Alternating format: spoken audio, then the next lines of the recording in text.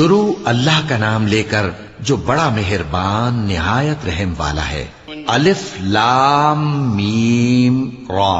اے نبی، یہ کتاب الہی کی آیتیں ہیں، اور جو کچھ تمہارے پروردگار کی طرف سے تم پر نازل ہوا ہے حق ہے، لیکن اکثر لوگ ایمان نہیں لاتے۔ اللہ وہی تو ہے جس نے ستونوں کے بغیر آسمان جیسا کہ تم دیکھتے ہو اتنے اونچے بنائے، پھر عرش پر جلوہ افروز ہوا اور سورج اور چاند کو کام میں لگا دیا۔ ہر ایک میعاد معین تک گردش کر رہا ہے۔ وہی دنیا کے کاموں کا انتظام کرتا ہے۔ اس طرح وہ اپنی آیتیں کھول کھول کر بیان کرتا ہے کہ تم اپنے پروردگار کے روبرو جانے کا یقین کرو۔ اور وہی ہے جس نے زمین کو پھیلایا اور اس میں پہاڑ اور دریا پیدا کیے اور ہر طرح کے میووں کی دو دو قسمیں بنائیں۔ وہی رات کو دن کا لباس پہناتا ہے۔ غور کرنے والوں کے لیے اس میں بہت سی نشانیاں ہیں۔ اور زمین میں کئی طرح کے قطعات ہیں ایک دوسرے سے ملے ہوئے، اور انگور کے باغ اور کھیتی اور کھجور کے درخت، بعض کی بہت سی شاخیں ہیں اور بعض کی اتنی نہیں ہوتی، باوجود کہ پانی سب کو ایک ہی ملتا ہے۔ اور ہم بعض میووں کو بعض پر لذت میں فضیلت دیتی ہیں، اور اس میں سمجھنے والوں کے لیے بہت سی نشانیاں ہیں۔ اگر تم عجیب بات سننی چاہو تو کافروں کا یہ کہنا عجیب ہے کہ جب ہم مر کر مٹی ہو جائیں گے تو کیا از سر نو پیدا ہوں گے؟ یہی لوگ ہیں جو اپنے پروردگار سے منکر ہوئے ہیں، اور یہی ہیں جن کی گردنوں میں طوق ہوں گے، اور یہی اہل دوزخ ہیں کہ ہمیشہ اس میں جلتے رہیں گے۔ اور یہ لوگ بھلائی سے پہلے تم سے برائی جلدی سے مانگتے ہیں، یعنی طالب عذاب ہیں، حالانکہ ان سے پہلے عذاب واقع ہو چکے ہیں۔ اور تمہارا پروردگار لوگوں کو باوجود ان کی بے انصافیوں کے معاف کرنے والا ہے، اور بے شک تمہارا پروردگار سخت عذاب دینے والا ہے۔ اور کافر لوگ کہتے ہیں کہ اس پیغمبر پر اس کے پروردگار کی طرف سے کوئی نشانی کیوں نازل نہیں ہوئی؟ اے نبی، تم تو صرف خبردار کرنے والے ہو، اور ہر ایک قوم کے لیے رہنما ہوا کرتا ہے۔ اللہ ہی اس بچے سے واقف ہے جو عورت کے پیٹ میں ہوتا ہے، اور وہی پیٹ کے سکڑنے اور بڑھنے سے بھی واقف ہے، اور ہر چیز کا اس کے ہاں ایک اندازہ مقرر ہے۔ وہ چھپی اور ظاہر چیزوں کا جاننے والا ہے، سب سے بزرگ ہے، عالی رتبہ ہے۔ کوئی تم میں سے چپکے سے بات کہے یا پکار کر، یا رات کو کہیں چھپ جائے یا دن کی روشنی میں کھلم کھلا چلے پھرے، اللہ کے نزدیک برابر ہے۔ اس کے آگے اور پیچھے اللہ کے چوکیدار ہیں جو اللہ کے حکم سے اس کی نگرانی کرتے ہیں۔ اللہ اس نعمت کو جو کسی قوم کو حاصل ہے نہیں بدلتا جب تک کہ وہ اپنی حالت کو نہ بدلے، اور جب اللہ کسی قوم کے ساتھ برائی کا ارادہ کرتا ہے تو وہ پھر نہیں سکتی، اور اللہ کے سوا ان کا کوئی مددگار نہیں ہوتا۔ وہی تو ہے جو تم کو ڈرانے اور امید دلانے کے لیے بجلی دکھاتا اور بھاری بھاری بادل پیدا کرتا ہے، اور رعد اور فرشتے سب اس کے خوف سے اس کی تسبیح و تحمید کرتے رہتے ہیں۔ اور وہی بجلیاں بھیجتا ہے، پھر جس پر چاہتا ہے گرا بھی دیتا ہے، جبکہ وہ اللہ کے بارے میں جھگڑتے ہیں، اور وہ بڑی قوت والا ہے۔ کام کا پکارنا تو اسی کا ہے، اور جن کو یہ لوگ اس کے سوا پکارتے ہیں وہ ان کی پکار کو کسی طرح قبول نہیں کرتے، مگر اس شخص کی طرح جو اپنے دونوں ہاتھ پانی کی طرف پھیلا دے تاکہ دور ہی سے اس کے منہ تک آ پہنچے، حالانکہ وہ اس تک کبھی بھی نہیں آ سکتا۔ اور اسی طرح کافروں کی پکار بیکار ہے۔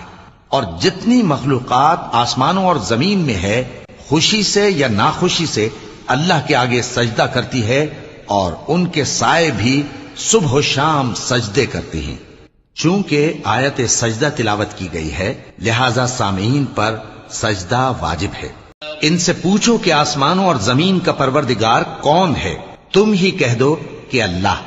ان سے کہو کہ کیا تم نے اللہ کو چھوڑ کر ایسے لوگوں کو کارساز بنایا ہے جو خود اپنے نفع و نقصان کا بھی اختیار نہیں رکھتے؟ کہو کیا اندھا اور آنکھوں والا برابر ہیں، یا اندھیرا اور اجالا برابر ہو سکتا ہے؟ بھلا ان لوگوں نے جن کو اللہ کا شریک مقرر کیا ہے، کیا انہوں نے اللہ کسی مخلوقات پیدا کی ہے جس کے سبب ان کے لیے مخلوقات مشتبہ ہو گئی ہے؟ کہہ دو کہ اللہ ہی ہر چیز کا پیدا کرنے والا ہے، اور وہ یکتا ہے، بڑا زبردست ہے۔ اسی نے آسمان سے مے برسایا، پھر اس سے اپنے اپنے اندازے کے مطابق نالے بہ نکلے، پھر پانی پر پھولا ہوا جھاگ آ گیا۔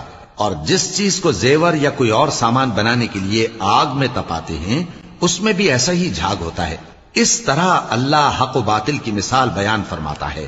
سو جھاگ تو سوکھ کر زائل ہو جاتا ہے اور پانی جو لوگوں کو فائدہ پہنچاتا ہے وہ زمین میں ٹھہرا رہتا ہے.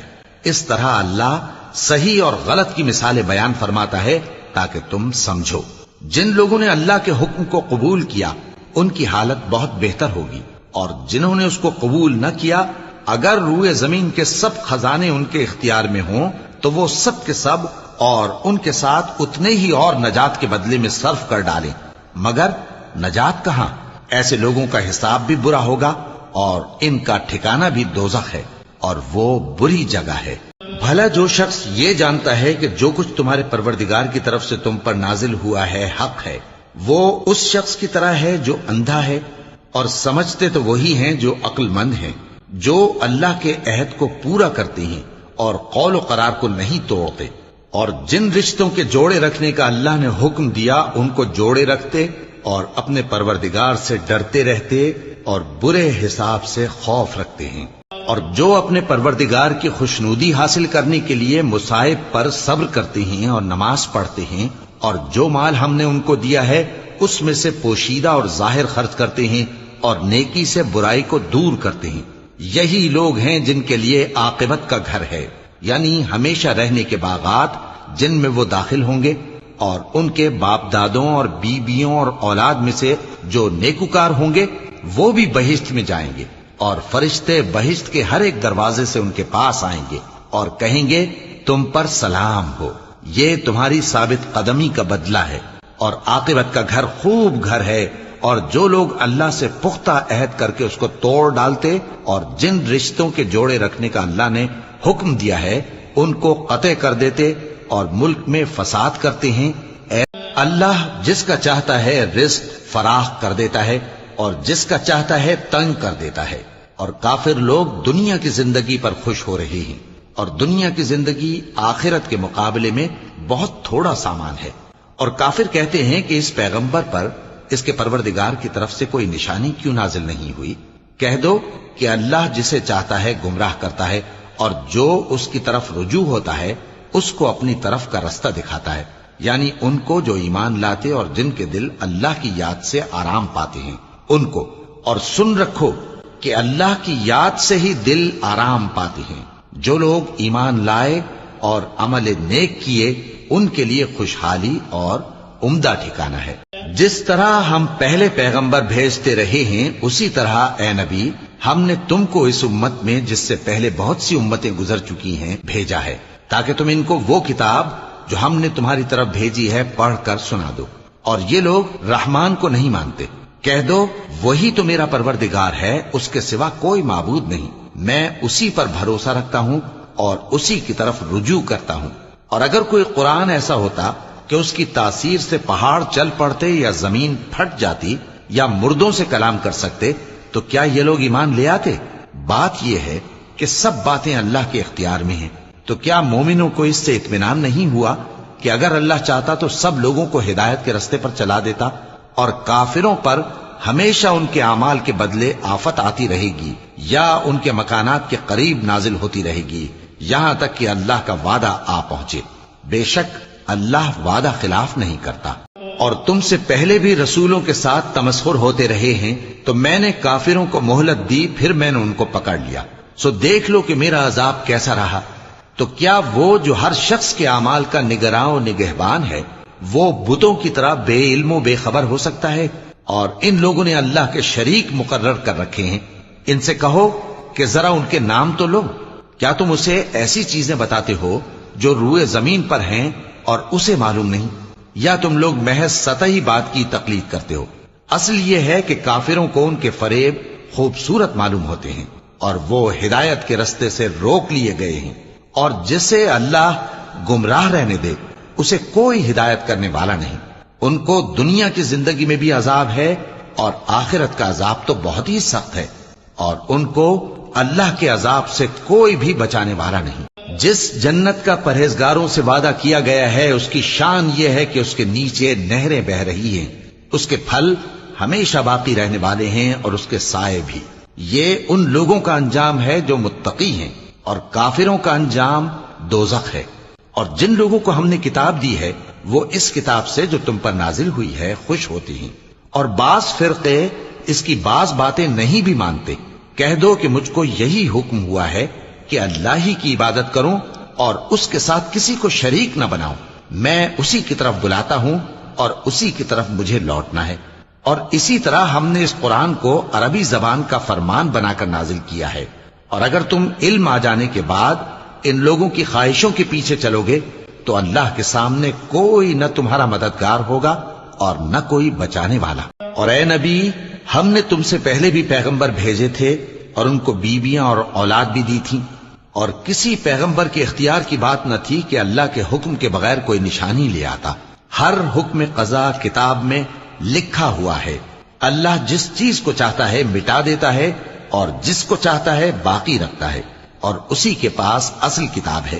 اور اگر ہم کوئی عذاب جس کا ان لوگوں سے وعدہ کرتے ہیں تمہیں دکھائیں، یعنی تمہارے روبرو ان پر نازل کریں، یا تمہاری مدت حیات پوری کر دیں، یعنی تمہارے انتقال کے بعد عذاب بھیجیں، تو تمہارا کام ہمارے احکام کا پہنچا دینا ہے اور ہمارا کام حساب لینا ہے۔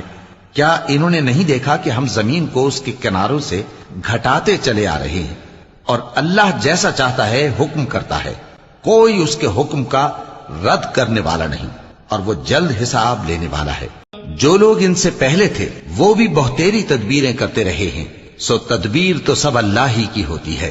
ہر شخص جو کچھ کر رہا ہے اللہ اسے جانتا ہے، اور کافر جلد معلوم کر لیں گے کہ آخرت میں اچھا انجام کس کے لیے ہوتا ہے۔